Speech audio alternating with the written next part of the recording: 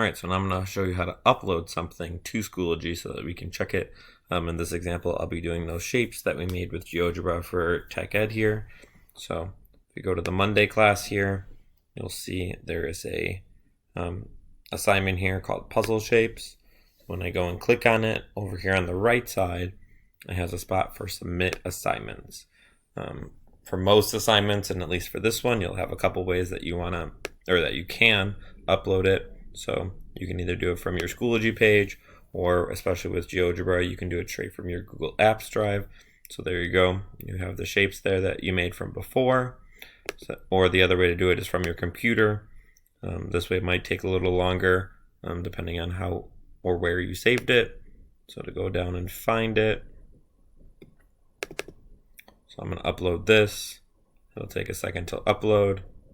After it's done, I can hit the submit button. And then you'll see here you submitted one item.